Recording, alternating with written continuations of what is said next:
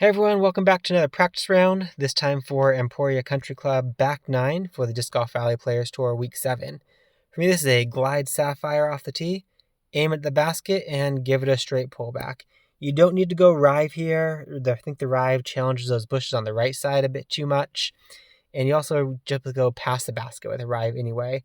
As you can see here, the sapphire has plenty of distance to get there on a nice line and end up right by the basket. Similarly, on hole 11, the glide sapphire gets you there just okay, especially in this big pushing wind. It's going to throw you way up there by the basket. You could get maybe 60, 70 feet away in a one wind or a two headwind there as well. So the sapphire getting there just fine is the easy play for hole 11 too. Hole 12, again, we're going to that sapphire. I'm going to switch to forehand here, aim down just a little bit, and give that a straight pullback. This is shaped pretty perfectly to this hole. That tree still leaves you a very manageable 70 to 80 foot throw in, and the sapphire can get you there within here 50 feet, so 47, to make that birdie. Another possible play here is taking the backhand turnover. So the accurate glide sapphire, aim left, down a bit, and just get that turnover angle just right to slide up there close to the basket. I sometimes consider taking this if I have a really stiff left to right wind pushing me over that way, but most of the time it's going to be that forehand line and throw it right up there close to the basket. Hole 13 is one where I think you do need the glide roll rive. Aim a little bit out to the right and trust it over the OB to hang back in towards the basket here. The sapphire on this one, I think, just leaves you a little bit too short. I'm going to try it once. I'm not sure if I actually have tried it. Try it once here to see just how short it leaves us, but I think it's going to be shorter than we like. So glide sapphire. Let's throw it out there up close to the basket. Yeah, staying out here at 106 feet, obviously it's still a doable throw in, but I don't want my standard play to leave me 100 feet away when the rive can get me much closer in there. Let's move on to hole 14 next. On hole 14, I'm taking the glide skip paradigm, slide right, and I like to aim just a little bit lower with the middle chevron on the left side of the FPOT pad. I give this about a half disc of Anheuser to get it out a little bit wider. Would have liked this to be a little bit further out to the left. And if you get lucky enough to be within about 400 feet, you can take a sapphire into this green.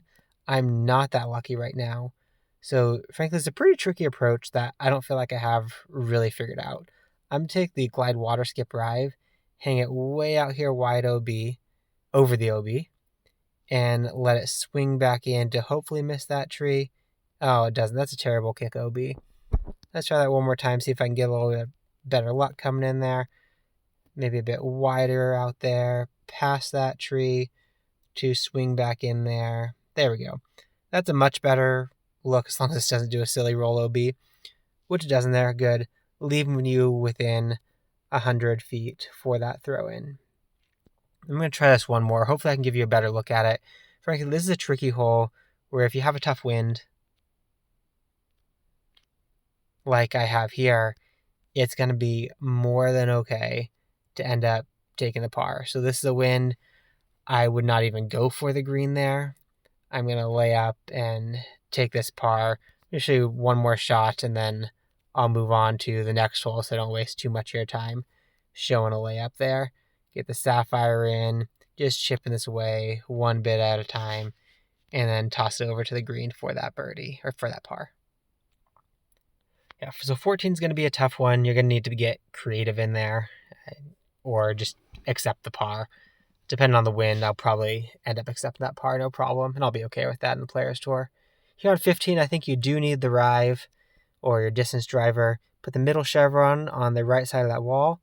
Give that a straight pullback. You can really trust that it's going to swing back in towards the basket, even though you hang it out over the OB line. That's a big drop in elevation from the tee down to this basket to get you down there, and lots of time for that disc to hyzer out back towards the green and away from the OB area. On 16 here, I think the best play is a glide roll rive.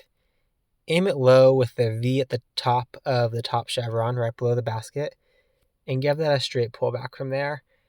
It isn't really much of a chance at an ace run. Oh, that was a really unfortunate kick. Hopefully you miss the basket and just go to the back wall. And we try that one more time and just throw it back there. There you go, it's a little bit more offline. Throw it to the back wall, and then you're putting in from here for the birdie. Hopefully you don't get a real unfortunate kick like that one I had in the first one there. But that happens. Bad luck happens in the valley. We accept the bad, we accept the good, and all evens out eventually in the end. On 17, I'm taking a flippy skippy driver. For me, that's a light glide paradigm. I aim low and down to the left and give that a straight pullback so this can glide straight and far up this fairway. And once I'm here, I'm just throwing into the green, a pretty straightforward shot. I take about 50 feet off of the distance I'm going for, so at 370 minus 50 to 320. And the roll musket should get me close enough because I throw that in for 300 feet. And it's going to slide up there and be right up next to the basket for a pretty run-of-the-mill tap and birdie, like this should be most of the time. Let's move on to hole 18 to finish this one out. On 18, you take a default aim off the tee and a windbreak or a roll musket. Throw it out here to the FPO tee pad.